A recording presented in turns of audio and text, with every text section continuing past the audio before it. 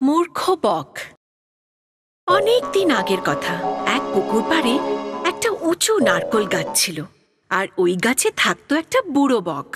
পুকুরটা প্রায় শুকিয়ে এসেছিল, আর ওই পুকুরে বড় অল্প মাছ ছিল, যা কিনা ওই বুড়ো বকের জন্য যথেষ্ট ছিল। কিন্তু ওই পুকুর আর নারকোল গাছ নিয়ে সে ছিল বেজায় গর্বিত। যদি অন্য লোকেরা এখানে এসে দেখতো, তাহলে ওরা বুঝতে পারতো আমি কত ভাগ্যবান। একদিন সে দেখলো যে এক ঝাঁক বক পুকুরের ওপর দিয়ে উড়ে উড়ে যাচ্ছে। আরে আরে দাঁড়াও, আরে এদিকে নিচে দেখো, নিচে ওই বৃদ্ধ পাখিটা আমাদের ডাকছে, চলো গিয়ে দেখে আসি, হয়তো কোনো বিপদে পড়েছে। এসো, ভারী ভালো লাগলো যে আমার কথা শুনে তোমরা এখানে এলে। তোমরা আমার অতিথি হয়ে এই নারকোল গাছে থাকো, এই পুকুরের মাছের স্বাদ গ্রহণ করো, ভারী ভালো। বৃদ্ধ ভালোই মনে হয়, কিন্তু বোকা, আমাদের প্রভাবিত করতে চাইছে। আমরা যদি ওর নিমন্ত্রণ গ্রহণ করি, তাহলে ও না খেতে পেয়ে মরবে। তাই ওই ঝাঁকের দলপতি সবার তরফ থেকে নিমন্ত্রণ গ্রহণ করলেন না। আপনার আদর আপ্যায়ন দেখে আমরা মুগ্ধ, কিন্তু আমাদের যেতে হবে। হ্যাঁ, আমাদের বুদ্ধিমান নেতা ঠিকই বলেছেন, আমাদের ঝাঁক তো অনেক বড়। দেখুন, এই পুকুরের মাছ খালি আপনার জন্যই যথেষ্ট, আমাদের অন্যত্র যেতে হবে। তারা যদি আমার নিমন্ত্রণ না গ্রহণ করেন, তাহলে আমি প্রাণ ত্যাগ করব।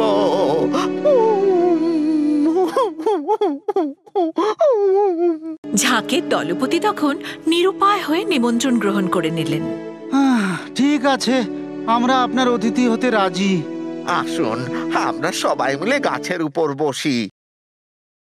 সব বকেরাই তখন নারকোল গাছের উপর গিয়ে বসলো, আর বুড়ো বক গর্বের সাথে বলল, আসুন, আরাম করুন, যখনই খিদে পাবে পুকুরের মাছ খেয়ে নেবেন, এখানে সবার জন্যই যথেষ্ট মাছ রয়েছে। বকের ঝাঁক ওনার কথা মেনে মনের আনন্দে পুকুরের মাছ খেতে শুরু করলো। এই যে শুনছো, আমি তোমার চেয়ে বেশি মাছ খেতে পারি। আরে তুমি কি খাবে? আরে আমি এখনো পর্যন্ত 6টা মাছ খেয়ে ফেলেছি, তোরা দুজনে ওর থেকে বেশি খেয়ে দেখা দেখি। এমনি করতে করতে পুকুরের সব মাছ শেষ হয়ে গেল।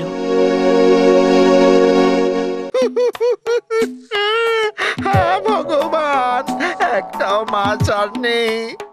এখন বিকেল বেলা ওদের কি খেতে দেব? আর ওরা চলে যাওয়ার পর আমি বা কি ખાબો? પણ હવે તો સમય નીકળી ચૂક્યો હતો. સાંજે સમૂહનો નેતા તેની પાસે ગયો. અમારા સાંજના ખાવા માટે કંઈ પણ વધ્યું નથી. તમારા આતિથ્ય માટે અમે તમારા આભારી છીએ, પણ હવે અમારે નીકળવું જોઈએ. હું મારા સમૂહને ભૂખ્યો નહીં રાખી શકું. ওখান থেকে বকের ঝাঁক নিয়ে বেরোবার সময় ওই বুড়ো বকটার জন্য ভারী মায়া লাগলো ওই ঝাঁকের নেতার। ও একেবারেই বৃদ্ধ, আমাদের সঙ্গে উঠতে পারবে না। শুধু যদিও আমাদের কথা শুনতো, বেচারা আর বেশি দিন বাঁচবে না।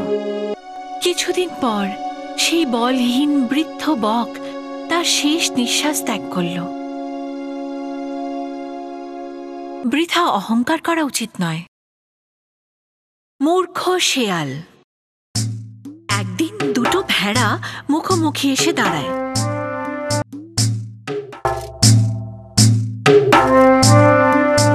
রাস্তাটা ছিল সরু, আর দুজনের মধ্যে কেউই একে অপরকে আগে যেতে দিতে রাজি নয়। তুই সরে যা আমার রাস্তা থেকে। তুই সরে দাঁড়া। দুজনেই যাবার রাস্তা নিয়ে ঝগড়া করতে লাগলো, রক্ত বইতে লাগলো।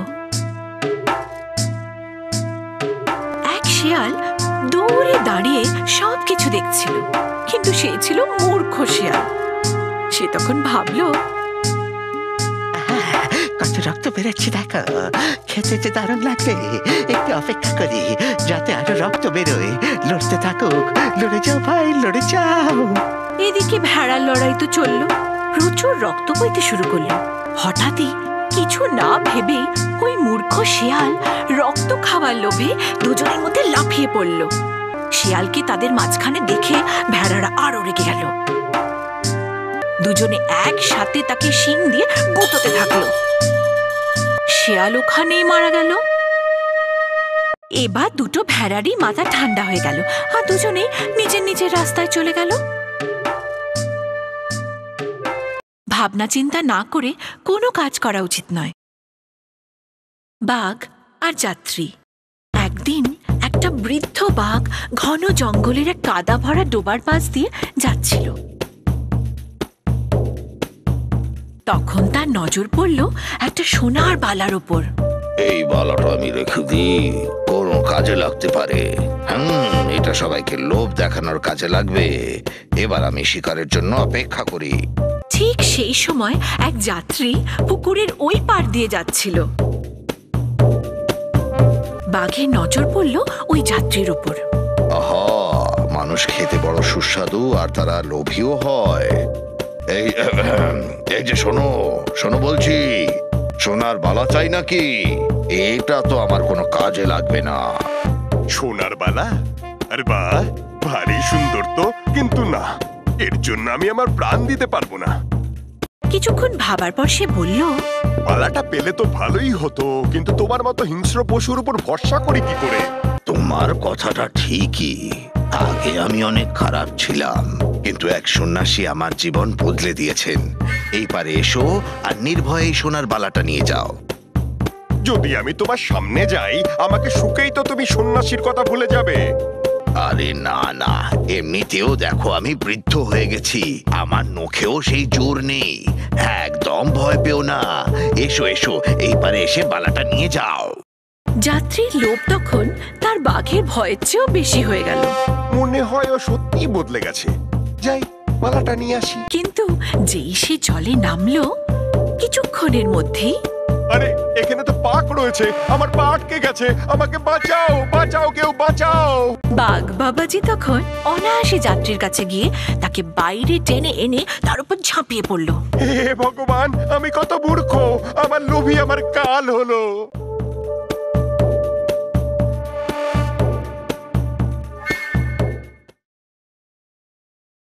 মনুষ্যজাতির পতনের কারণই হলো লোভ। কুকুর আর গাধা। কোনো এক সময় সুদূর বেনারসে থাকতো এক থোপা। সে একটি গাধা আর একটি কুকুর পেলে রেখেছিল। চলো, আজকের দিনটা শেষ হলো। আজকে অনেক খাটনি গেল, এবার শান্তিতে একটু ঘুমোনো যাক। দেখলে, আজ মালিক আবার আমায় খাবার দিতে ভুলে গেলেন। কয়েক ঘন্টা বাদে মাঝরাতে এ দেখি গভীর নিদ্রায় মগ্ন। আমার কপালটা ভালো দেখছি, তাড়াতাড়ি সবকিছু নিয়ে কেটে পড়ি। ভগবান, ঘরে তো একটা চোর ঢুকেছে আর আমার মালিক নাক ডেকে ঘুমোচ্ছে। গাধা তৎক্ষণাৎ কুকুরকে সাবধান করে দিল। আমাদের বাড়িতে চুরি হচ্ছে আর মালিক গভীর নিদ্রায় মগ্ন, তাড়াতাড়ি ওনাকে জাগাও। আমি কেন জাগবো? উনি আমার খেয়ালই রাখেন না। চুরি হলে তবেই উনার আমার কথা মনে পড়বে, আর তারপর আমার ভালো দেখাশোনা হবে। নীচ, বেঈমান, নিজের মনিবের ব্যাপারে তুমি এই ভাবো? তোমার লজ্জা করে না? এত অবহেলার পরেও আমি ওর সম্মান করব? আমি ওকে জাগাতে পারবো না। তাহলে আমাকেই মালিককে জাগাতে হবে, না হলে চোর সব চুরি করে পালিয়ে যাবে। এই মূর্খ গাধাটা মনে হচ্ছে আশেপাশে সবাইকে জাগিয়ে দেবে। এখান থেকে পালিয়ে যাওয়াই ভালো।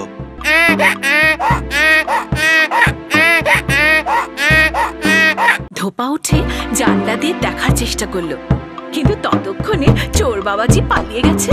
হ্যাঁ, এই মূর্খ গাধা আমার ঘুমের 12টা বাজালো।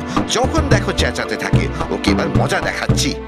ধোপা একটা লাঠি নিয়ে গাধাকে বেদম প্রহার করলো। তা দেখে কুকুরের আফসোসের সীমা রইল না।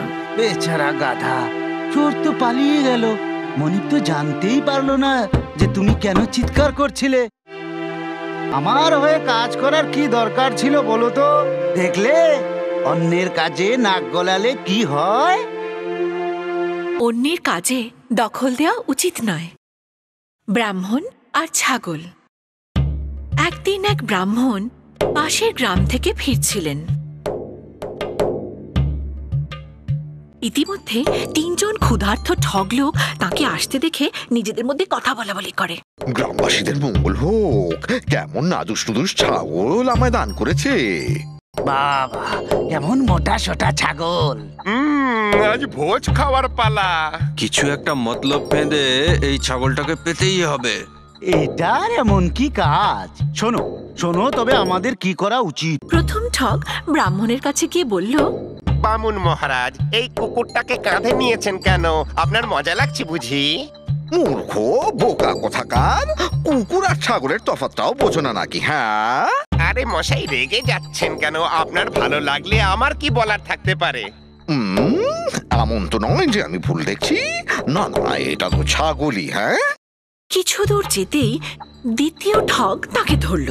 বামুন ঠাকুর, আপনার ওই মরা বাছুরটা ভীষণই সুন্দর, কিন্তু ওটাকে কাঁধে চড়িয়ে ঘুরে বেড়ানো আপনাকে শোভা দেয় না। আপনি একজন ব্রাহ্মণ। তুমি একটা অন্ধ নাকি? হ্যাঁ, দেখতে পাচ্ছ না এটা একটা জ্যান্ত ছাগল, বাছুর নয়। রেগে যাবেন না, ক্ষমা করুন, হয়তো এটা আমারই ভুল। এটা কি হচ্ছেটা কি? আমি পাগল না ওরা সবাই ছাগল? ব্রাহ্মণ কিছু দূর যেতে না যেতেই, ও বামুন ঠাকুর, ওই গাধাটাকে নিচে ফেলো, না হলে লোকে নানা রকমের কথা বলবে। না না না, তিনটে লোক ভুল কি করে হতে পারে? নিশ্চয়ই এটা ছাগল নয়, এটা কোনো মায়াবী ভূত। গ্রামবাসীরা আমার সঙ্গে ভালো ঠাট্টা করেছে। ঘাবড়ে গিয়ে বামুন ঠাকুর নিঃশব্দে ছাগলটাকে কাঁধ থেকে নামিয়ে তাড়াতাড়ি সেখান থেকে পগার পার। ব্রাহ্মণ ওখান থেকে যাওয়া মাত্রই তিনটি ঠগ ওই ছাগলটাকে মেরে রান্না করে খেয়ে ফেলল। আত্মবিশ্বাস অত্যন্ত জরুরি। অহংকারী ভ্রমর। সে বহুদিন আগের কথা।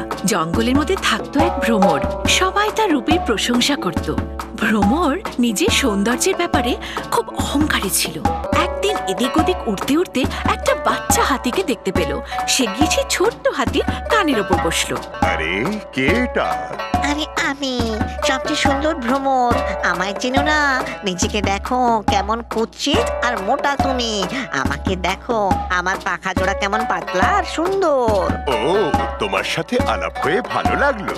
ওই ছোট্ট হাতি ভারী বিনয়ের সাথে বলল, কোথায় যাচ্ছ তুমি শুনি?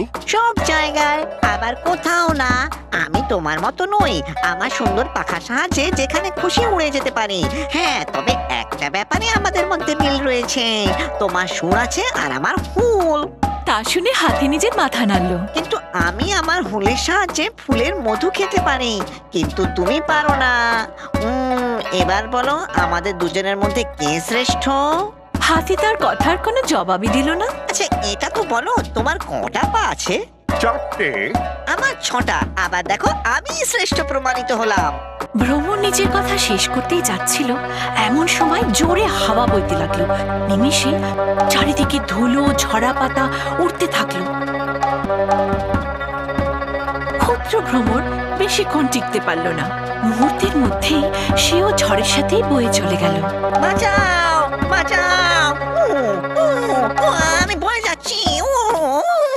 হাতি তাকে বাঁচাবার অনেক চেষ্টা করলো, কিন্তু ততক্ষণে ভ্রমর ঝড়ের উথাল পাতালে হারিয়ে গেছে। শিশু হাতি সেখান থেকে 4 পায়ে নিজের ভারী শরীর কিন্তু সরল মন নিয়ে চলে গেল।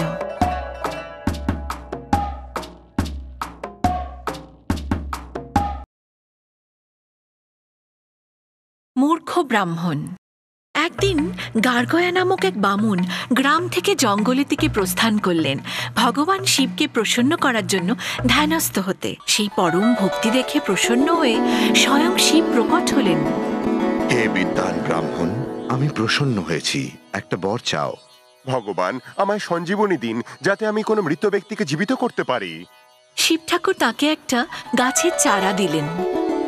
যখনই কোনো মৃতদেহে প্রাণ জাগাতে হবে, এই বনস্পতির রস সেই মৃতের শরীরে লাগিয়ে দিও। সেই মৃত শরীর পুনরায় জেগে উঠবে, আর এই গাছ কখনো নষ্ট হবে না।